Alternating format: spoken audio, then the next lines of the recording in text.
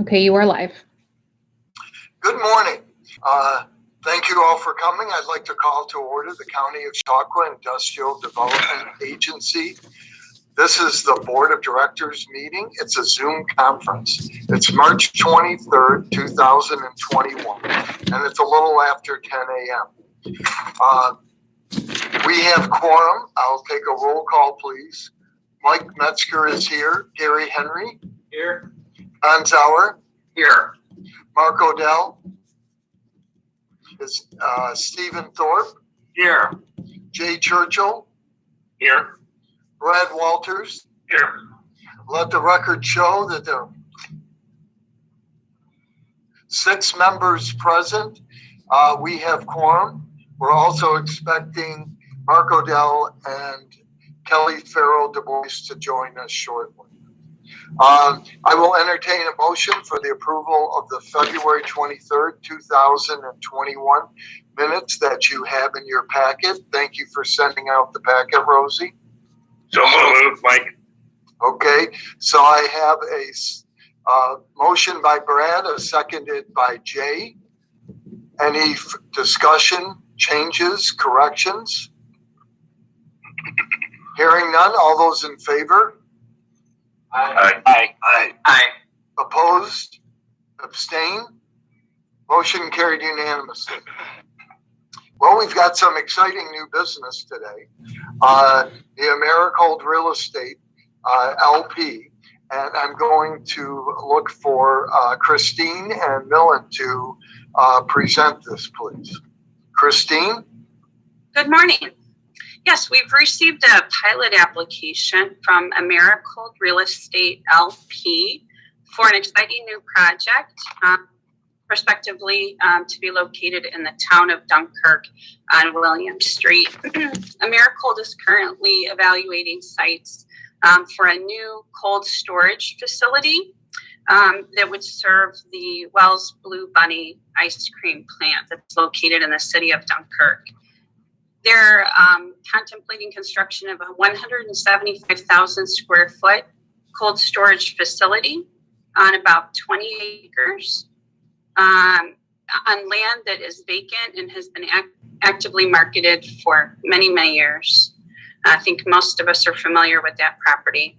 The total project budget is a little over $41 million, and the application is for a pilot and tax lease, which would include real property tax abatement and sales tax abatement, but no mortgage recording tax abatement.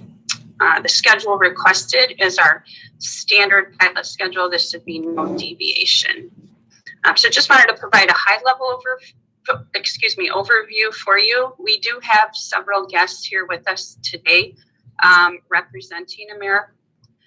Who will invite to speak. We have Mark Howard, who is the Director of Program Management, Scott Weathers, who is the Senior Manager of Pre-Construction, and we also have Matt Ryder with us, who's the Managing Principal at Honor, which is a company that's working with Americold to potentially develop the project here. I believe Mark is planning to provide us a little bit more background regarding the company and the project. Mark, are you available now? I am available, and I'm attempting to share my screen. And if you guys would let me know if and when it pops up, that'd be great.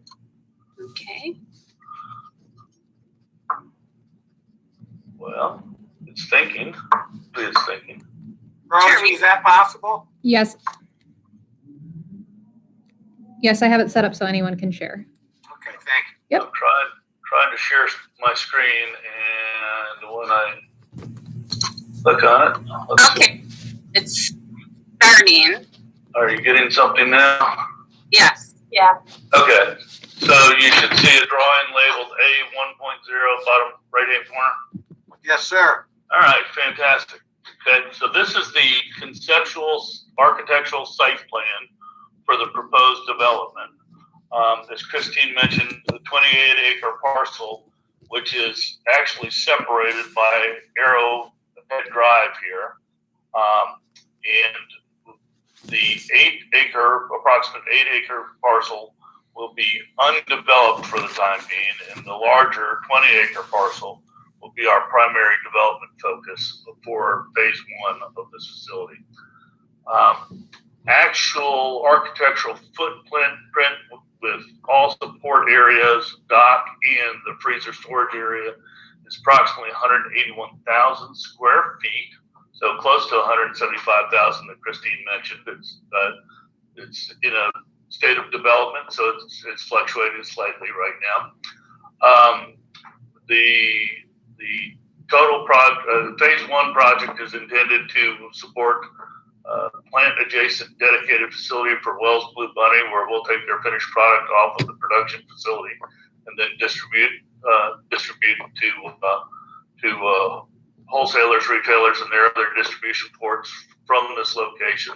So we'll be operating our vehicles basically back and forth between the plant and this facility, which is about 3/4 of a mile distance over the roadways.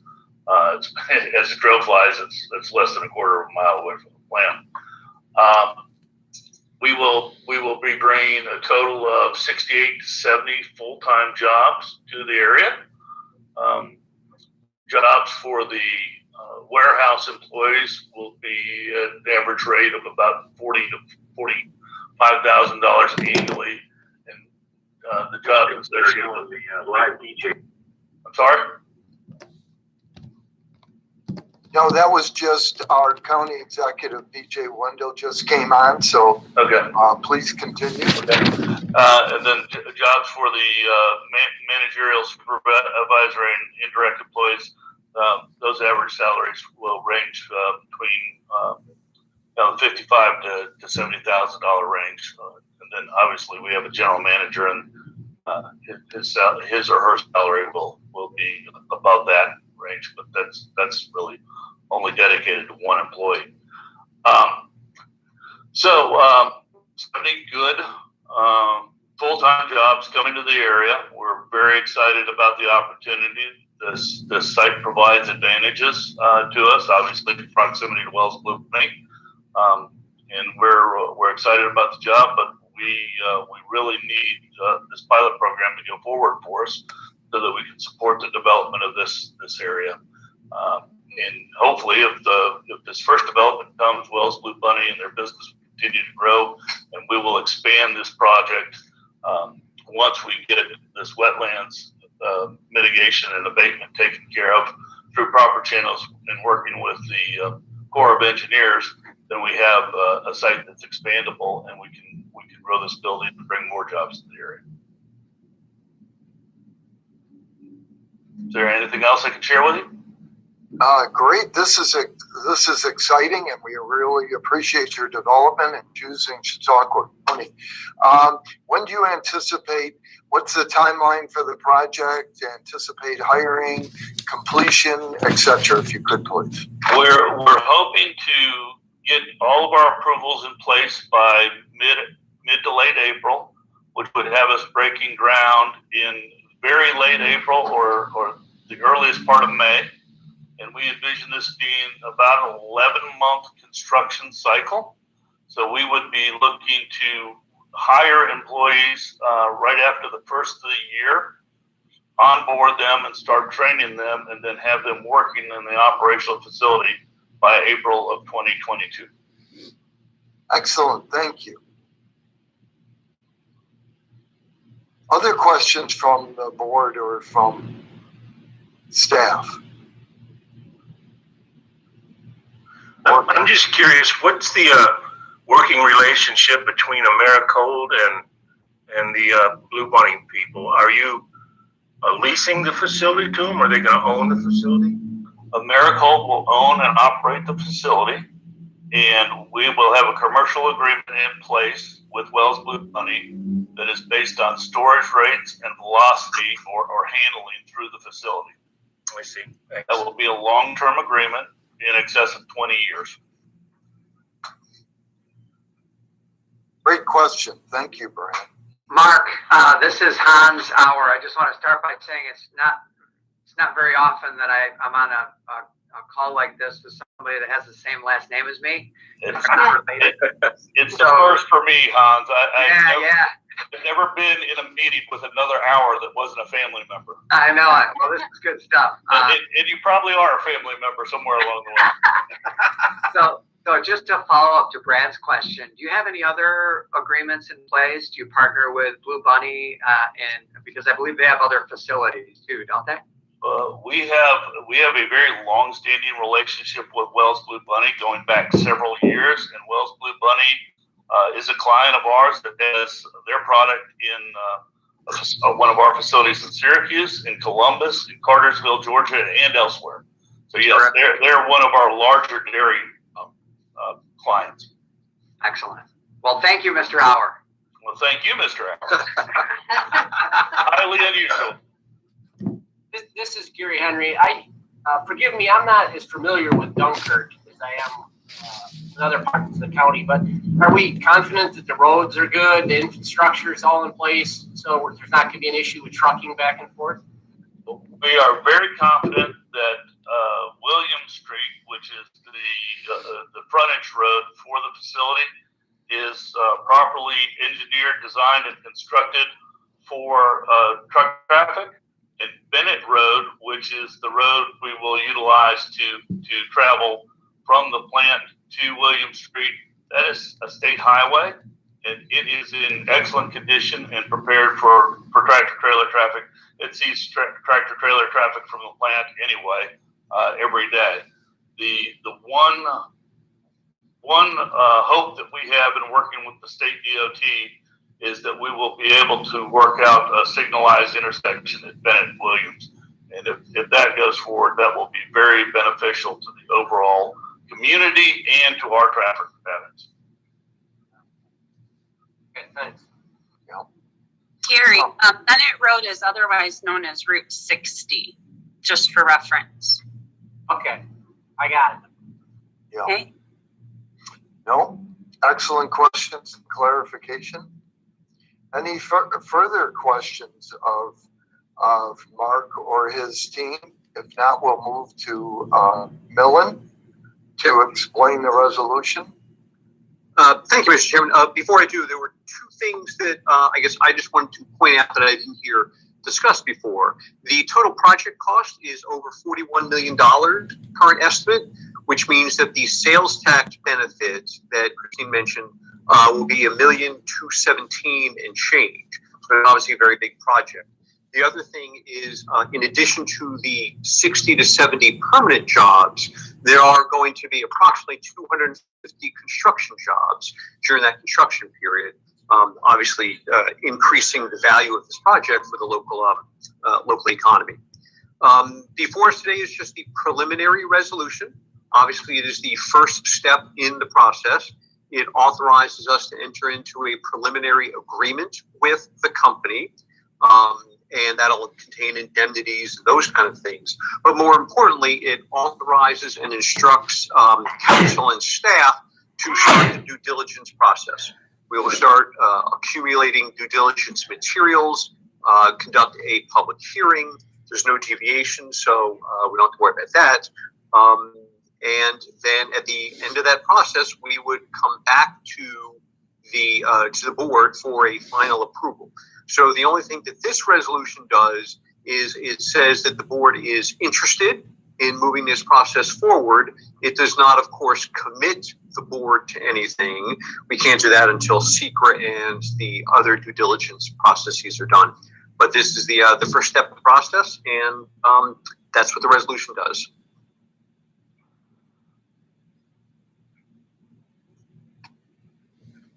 Excellent, Millen. Thank you.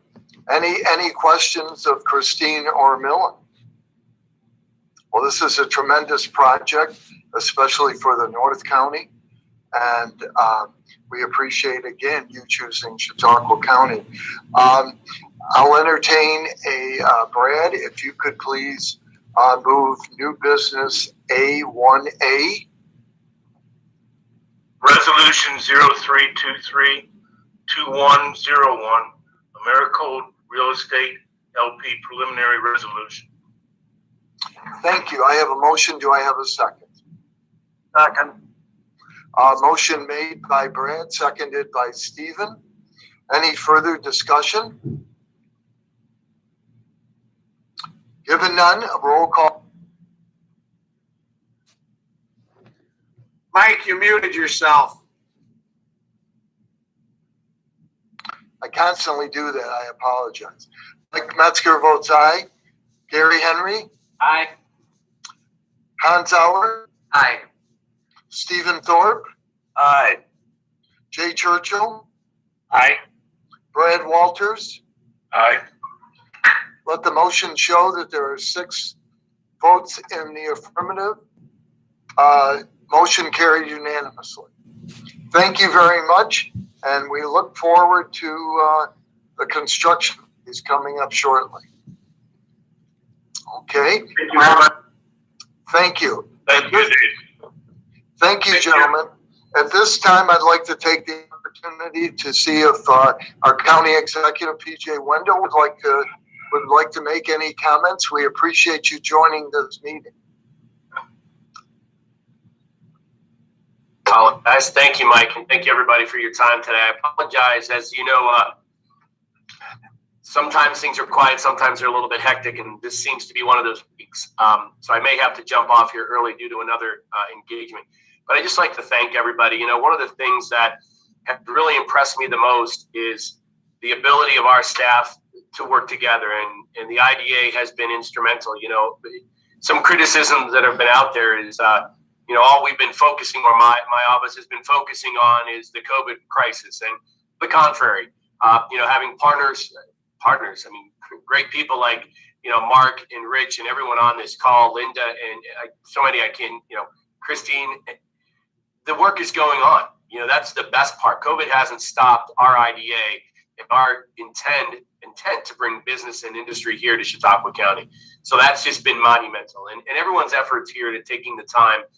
We have a lot of great things. You know, there's new visions for our county, new opportunities. You know, who would have thought an electric airplane would be coming to Chautauqua County, you know, and us being serial number 2 of a charging station. So these are just some of the small things that are happening here amongst our county. Americold was a great addition that came in almost, you know, a little bit under the radar, you know, Mark, and it kind of popped up, and, you know, we had a lot of great conversation a couple weeks ago, and just an awesome opportunity for growth, especially in the North County. So, you know, all I can say is keep up the good work. I appreciate everybody and all you're doing, you know, in your own worlds, and just continue what we're doing here with the county, and great things. We're looking at opening up safely, but, you know, great, exciting news. You know, the institution's planning a new assembly. Unfortunately, I was late from a phone with Dan Dalper, and the floating stage is looking to come back. So a lot of great opportunity here in the county. I'm really excited to be part of it and to be part of your county executive. So thank you very much. And I will yield to the next great opportunity for the county. Thank you, PJ, and we appreciate you recognizing the hard work and excellent effort that the CCIDA staff and board have done through this crisis. So thank you, much appreciated. Next on the agenda, and this is exciting. Actually, this is my most exciting part of the year. I love going through the audit. As an introduction, the audit committee met with Dave and Justin from BWB last week, and we had a very extensive review of the audit, so we appreciate it. There's some interesting developments this year as we have added many new loan funds, and they'll go through that with us. So not to hold them back, because they're both very excited about this, as I am. And I don't mean this jokingly. The audit provides us with an excellent overview of our operations and what we did in the previous period and prior to that. It also provides an excellent summary of all of our loans and the hard work and effort that we're doing. So it really is a valuable process, and I reference that audit all through the year. when we're addressing different issues. So thank you very much. It's a ton appreciated, and Dave, it's all yours. All right. Very much for having us for this meeting. We appreciate it. And Mike, your words, I mean, really, you know, when you look at that audit in those financial statements, there's a significant activity, and it really tells a story. You know, if you get the opportunity to read through even the management discussion in 4 through 7, you know, it really provides some great highlights on, as you said, a lot of the hard work and efforts that you've done over the past year, and not just past year, but also some historical information as well. So really a document that's worth looking at and has a lot of really valuable information. Our goal today is to provide an overview of the audit. As Mike mentioned, we had a really nice meeting with your audit committee last week to go over it in great detail. So we're going to provide more of an overview today. Also want to mention, even prior to us commencing the audit, we had a meeting with your audit committee as well and management to discuss, you know, what the audit approach was going to look like this coming year, talk about some of the new things that you have this current year as well, and make sure that our audit was structured to, you know, meet the demands of some of the things that you have going on. And we're going to talk about some of those during the course of this meeting. So I'd like to introduce Justin Eisman, who many of you maybe haven't met in the past, although the audit committee has. He's a manager, CPA with our firm, and plays an integral role in the audit process as well. And he's going to help present the audit this morning. First and foremost, just to put everybody at ease, we're providing a clean, unmodified opinion with no exceptions.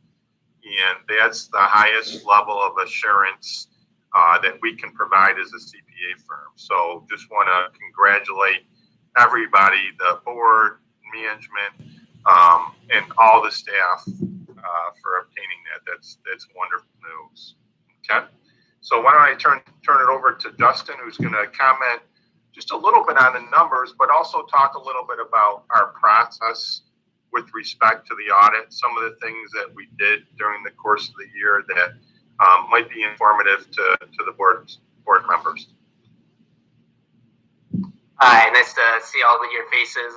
I've worked on the job for a number of years now. I just have never been a part of the board meeting, mostly the audit committees. I'm always on the road this time of year, so I'll share my screen here, but I won't go too much into detail like Dave said. I will really focus on high level on the numbers, and then we'll talk about the process. So this page here is that MD&A that Dave discussed, and that was the management discussion and analysis, and it talks about each of the funds if you go further into it, but I'm just going to kind of hit the financial highlights here. You know, overall net position of the agency decreased $204,000 during the year. The agency's total revenue and sources that came in were $4.8 million in 2020 compared to just over $4 million in 2019. And that increase is really due to the EDA CARES revolving loan fund. As that funding comes in initially, it's recorded as revenue. It was offset that funding that came in this year before December 31st was about a little over $2 million. So it was offset by some admin fees related to like the wind farm and the Phoenix projects, things like that were recorded in previous years. But that's your increase there. The agency's total expenses and other uses were up about $1.2 million. And this increase is really related to the bad debt expense. So what the IDA did is they chose to reserve a little bit more on their loan fund balances, which gets recorded as an expense. And they did this in response to the pandemic. So the majority of that increase in expenditure is reserving on the loans just due to the uncertainty related to the pandemic. So as Dave mentioned, I'll talk about our audit process a little. In the pre-audit meeting, one of the main focuses of our audit is planning. Before the audit even starts, we spend time planning the audit, and we really focus on risk and assessing risk of the IDA. And what we focus on is we try to determine where we should focus our attention during the audit and where that risk is and where there's any exposure. So there's really 4 things that the IDA has going on that we really focus on every year. The first one is just the changes. You guys have a lot going on every year. This year, the new the Partnership for Economic Growth. It was there on the prior audit, but it just began last year and hadn't had start to see a little more activity. So we had to spend a little more time on that fund. You stopped operating a couple things. The LECOM challenge ended, so we had to make sure that was closed out properly. And the airport fund, so that we looked at the accounting related to that. So, because there's so many moving parts and you guys are doing so much, there's always things like that we're focused on. And the change is obviously a risk that we look into.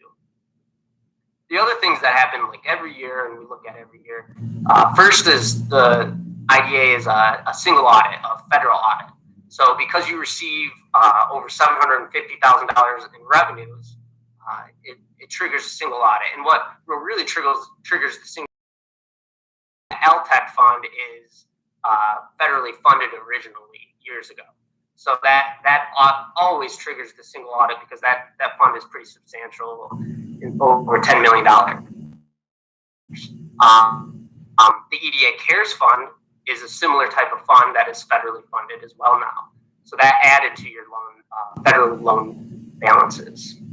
Another area that we look at, the pilot and the pass-throughs of those pilots. The CCIDA is acting as a fiduciary, so there's certain responsibilities to make sure those are correct. And, we always dig into that a little bit. We look at that and we in a timely fashion.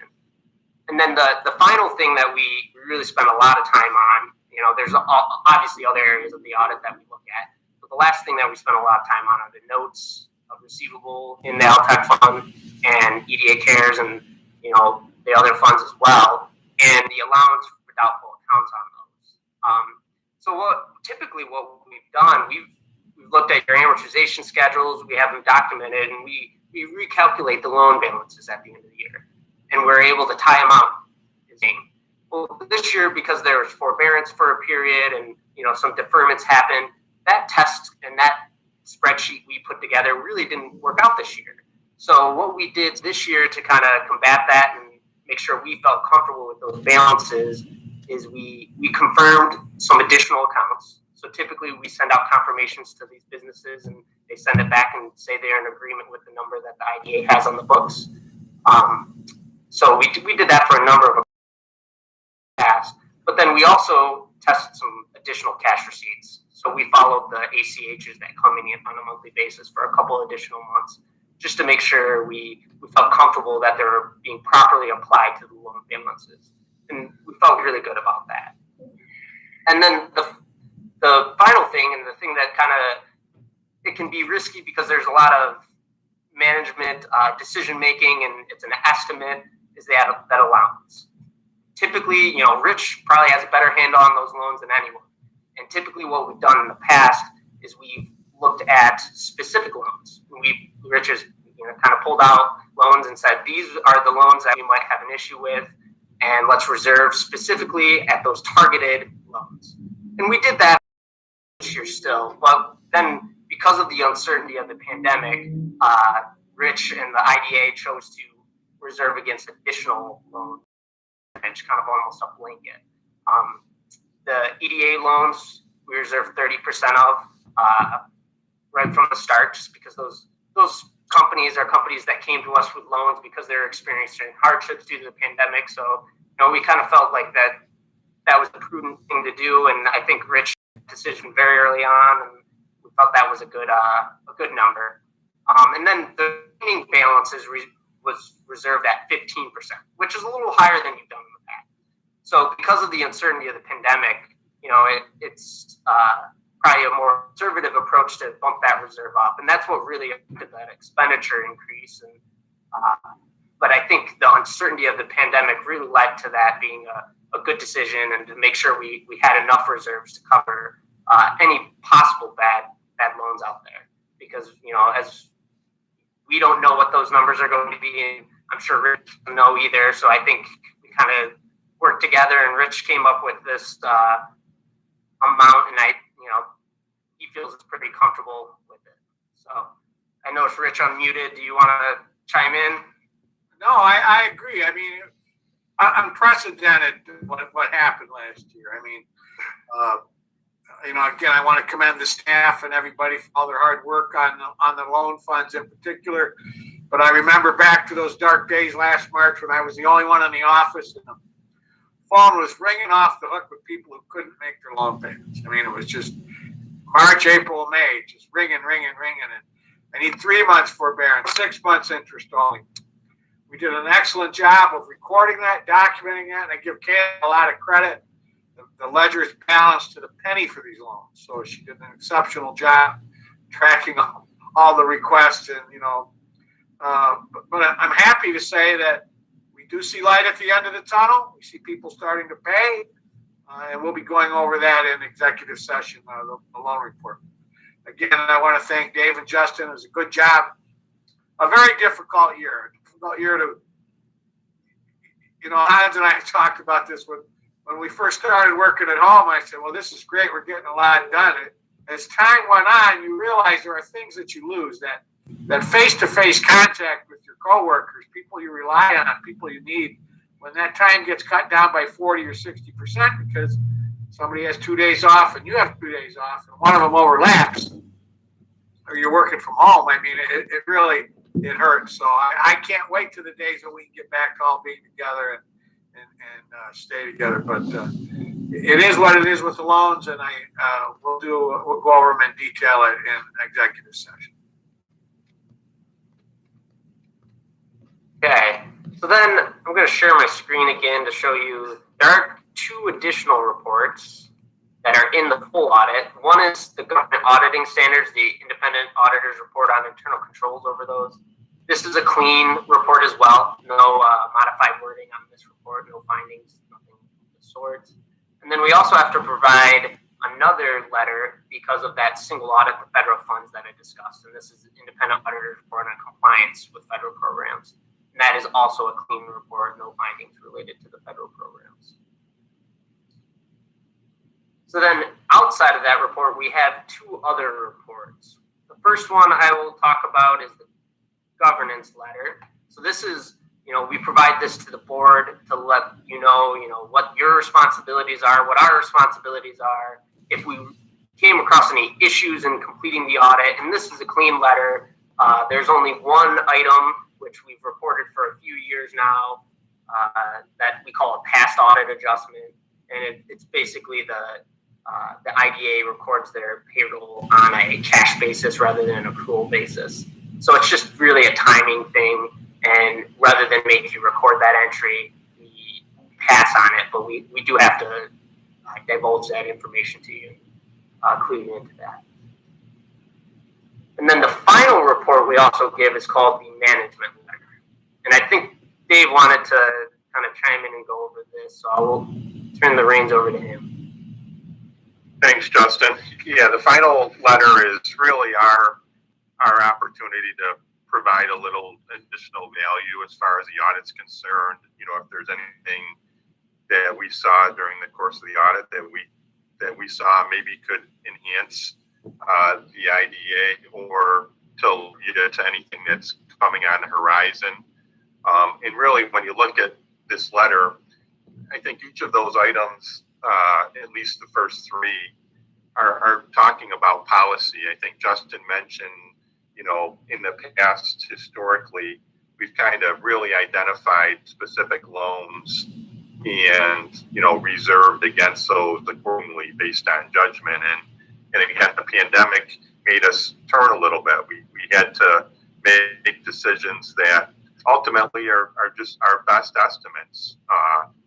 Nobody truly knows at this point, how much collectible. We can't really go to our history and say, geez, we've historically had collection rate of 95% on all of our loans. Let's use that number because this is a different time that we've really never, ever experienced.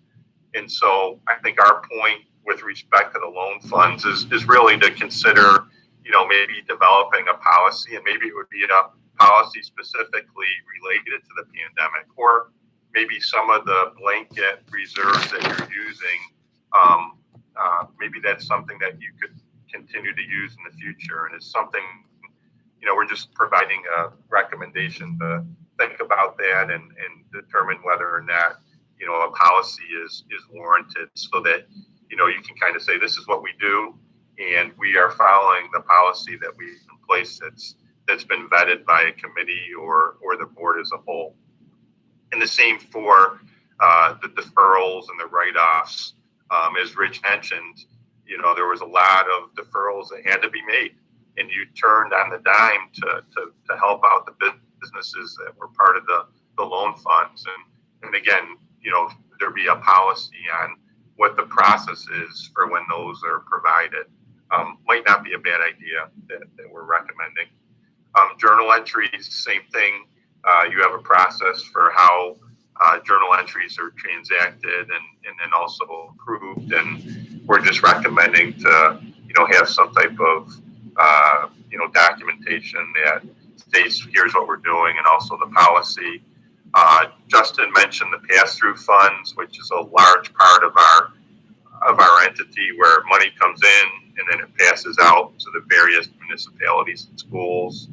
And I think that for the most part, you receive the pilots and do the billing 3 times a year, and we're recommending that maybe on a regular basis throughout the year, reconciliations performed on those pass-throughs, the amount that comes in and the amount goes out, and that'll kind of alleviate any differences that occur, rather than doing it once a year. Or if you do it 3 times a year, it'll make that reconciliation a little bit easier. And then lastly, we had some nice discussion about GASB 87, which is an accounting standard that's really applicable to every single entity. There's a specific one for governments, which is GASB 87, but it's really going to require us to now, going forward, present leases not only on the income statement, but also on the balance sheet. And so there'll be an asset and a liability, and that'll be reflected. And your biggest lease currently is your office building. And so that'll be reflected in the future with respect to this new accounting standard. Okay. And that's all we had with respect to our report. Again, we want to thank Rich and Keila for all their efforts. Again, there was a lot of information. That loan fund was wonderful for the IDA, the new loan fund, and but there was a lot of work involved to ensure that the paperwork was completed and the loans went out. And I just want to thank everybody for their efforts, and appreciate everybody's hard work in getting through this audit. So thank you. Thank you very much, Dave. As always, excellent job. I'm sorry I was amiss in not recognizing Hans Auer and Kelly Farrell Du Bois for their work on the audit committee. And the audit committee, per your packet, you will see that it approved the audit as presented. Questions for Dave or Justin? Okay. I just have a comment that we will be reviewing the management letter and writing up some things for the governance committee to meet in the next couple months to solidify those policies on those areas. I think one of the things that was apparent, as I said before, COVID certainly pointed out, it's quick to point out weaknesses in your system when you're not together every day. So actually, it's an opportunity for us to just tighten things up a little more. So we'll be doing that and having a governance committee meeting soon. Thank you, Rich, for clarifying. Mark, do you have any comment? I just wanted to say that, when you look at that CARES Act funding, we were charged by the EDA to really push this money out, get it out to as many businesses and non-for-profits that we can, and all the different sectors, people that really need it. So that accounts for this, the reserve that we discussed. So, what a great job everyone did. Mr. already said it. It's been a unique year, and I think we've done a pretty good job of trudging through it, if you will. Thank you. Let the record show that Kelly Farrell Du Bois is now present. Any other questions, comments relative to the audit? Thanks, Dave and Justin. You did a good job. Thank you. Thank you both very much. Well done as always, and extremely informative and helpful. I have to now. Do I at this meeting approve the? I thought so. I would like to entertain a motion to approve the 2020 audit as presented. I'll move. Thank you, Gary. Moved by Gary. Do we have a second? Second. Seconded by Hans. Motion's made by Gary, seconded by Hans. Any further discussion? Seeing and hearing none, I'll take a roll call vote, please. Mike Metzger votes aye. Gary Henry? Aye. Hans Sauer? Aye. Stephen Thorpe? Aye. Jay Churchill? Aye. Kelly Farrell Du Bois?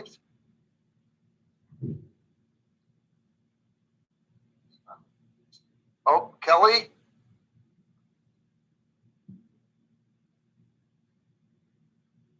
Aye. Sorry, did it work? Yep, it did work. Thank you, Kelly. Brad Walters? Aye. Aye. Technology is a hard and beautiful thing. Let the record show that there are 7 votes in the affirmative. Motion carried unanimously. Thank you all again. Let's move to new business C. This is Solar Liberty Asheville, and it's going to be presented by Linda and Ellen. Linda, if you could please introduce. Thank you. Rosie, I just wanted to ensure that Adam Rizzo was admitted to the call. Yep. Yes, I am. Hi, okay, Linda. hi, Adam. Great. Okay, well, good morning. We've been working with Solar Liberty for over 2 years on their plans to develop multiple solar projects throughout Chautauqua County. I recently received their first pilot application. This project involves the construction of 2 separate solar arrays, one 5 megawatts and one 3.75 megawatts on approximately 33 acres at an estimated cost of $2.4 million in the town of Harmony and leasing land located at 1606 Blockville, Watts Flats Road in Asheville. We discussed the project with County Executive P.J. Wendell and the Harmony Town Supervisor John Brown, who are both supporting this project. And this project will provide leased income to the property owner and utilize their previous hayfield for this new solar array. Will create over 50 jobs during construction and provide green energy to the town of Harmony residents and surrounding communities, and also increase the tax base.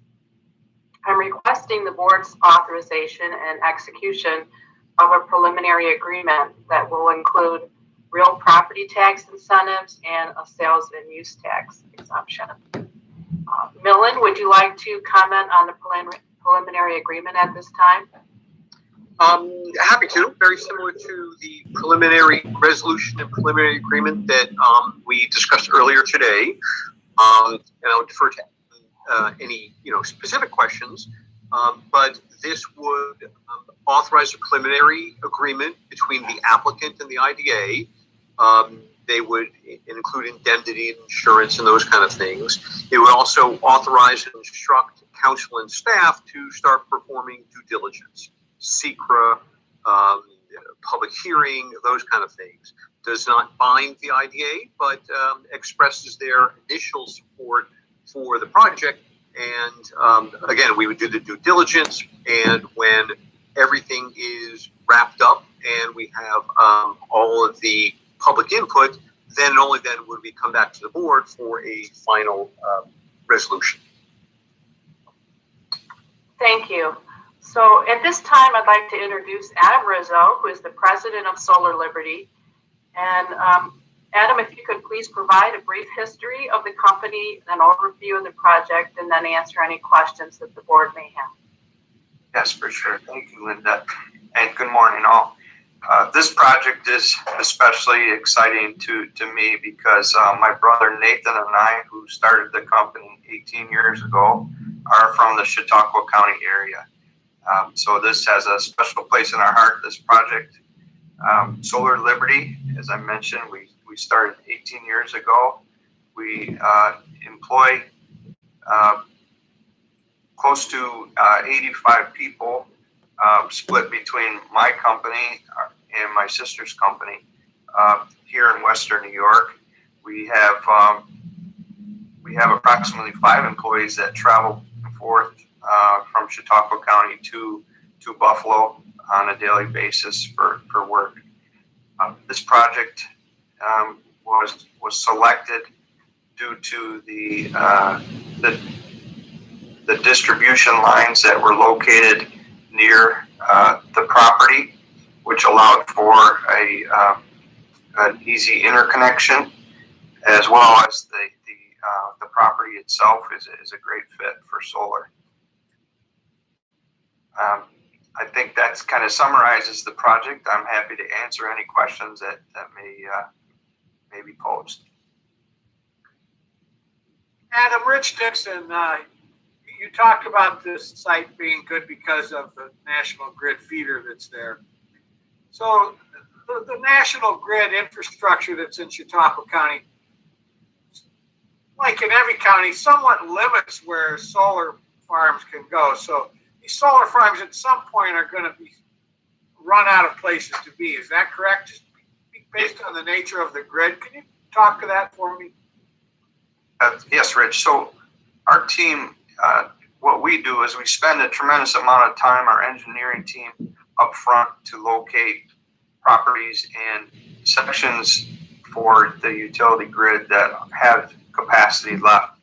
The capacity on the lines is starting to fill up extremely fast, and once a project is in the interconnection queue, that would mean that anyone that comes to place a project on that same line, on that same feeder, would have to be in second or third position, which would mean the project probably won't happen the second or third project. So this project has been in the works since 2019. We secured the position with the utility. We paid into the utility to lock in our position. And so, to your point, Rich, sites are becoming increasingly hard to find. If we hadn't started looking for sites in 2018, 2019, it would be very difficult to find a site that has capacity left at this time. And then the last question I have, and I'm sure the board will have others, is just the fact that you're generating this electricity locally. I mean, I look at what happened in Texas. I looked at their grid. I looked what happened. What does this do to the reliability of just Chautauqua County residents when the sun is shining and these are producing electric? Can you talk to that point? Yeah, for sure. I think that the more generation capacity that we add on a distributed basis, so that we're not just reliant on one central plant to provide electricity to the county, to the area, only increases the resiliency of the grid. And so, these projects are important to the state, but they're also important to the utility itself, because we're increasing their resilience in times of, when it's most needed. So it's only increasing resilience over time the more these are built. Thank you. Thank you. Any further questions of Christine, Nolan, or Adam? And Adam, we appreciate you again choosing Chautauqua County as your home and putting this project where it can really benefit our county residents. Thank you. Mike, I would just like to add that, you know, Mark and I are very clear with everyone and all the developers that, you know, that the towns decide whether they want these. We work very closely with Supervisor Brown and found harmony on this. He is very excited about this project at the town, not only for the additional revenue to the town, but for the substantial revenue to the landowners and what this means to the community. So again, we're making sure, as Marcus talked about before, that the town kind of drives this. If the town wants it, we assist them. If the town doesn't want them, we don't get involved. So. Thank you for that clarification, Rich. Any other? I was going to point out, I guess, two things. First, the overall project costs are approximately $12.4 million, which means that the maximum sales tax benefit is $575,000. Again, this is a solar project, so it's sort of debatable whether or not they actually need the sales tax letter, but they've asked one, and you know, it's customary that we give them one. They may or may not end up using it because there is a production sales tax credit that they could utilize as well. The other point is the requested pilot works out to be $4,000 per megawatt. So that would be a deviation from the UTEP. And therefore, as part of the due diligence, we will be sending out a deviation notice to each of the affected tax jurisdictions. Although it's been pointed out, the town is very supportive. So we don't believe that they will have any issue. We do know that the company has arranged a host community benefit agreement directly with the town. And again, that's not part of our pilot, and that's directly between the town and the developer. But we do know that there are additional payments that will be made directly to the town. And that's it for my comments. Thank you, Millen. Much appreciated. Any further questions, comments, or clarification? Full disclosure, my day job at SUNY Fredonia. SUNY Fredonia has partnered with Solar Liberty in a private-public partnership for our solar array that is on our campus. So I will be abstaining from the vote. If I could ask Gary Henry, if you could please move new business C1A. Sure. Move resolution 03-23-21-02, Solar Liberty Asheville LLC preliminary resolution. Thank you. Do we have a second? Second. Second. Motion. Resolution, motion by Gary, seconded by Jay. Roll call vote, please. Mike Metzger abstains. Gary Henry. Aye. Hans Hauer. Aye. Stephen Thorpe. Aye. Jay Churchill. Aye. Kelly Farrell Du Bois. Aye. Brad Walters. Aye. Aye. Let the record show there are 6 votes in the affirmative, 1 vote abstained. Motion carried. Thank you, Adam, and your company, and great success. Thank you, everyone. We appreciate it. And thank you, Rich and Linda, for all your support. Thank you.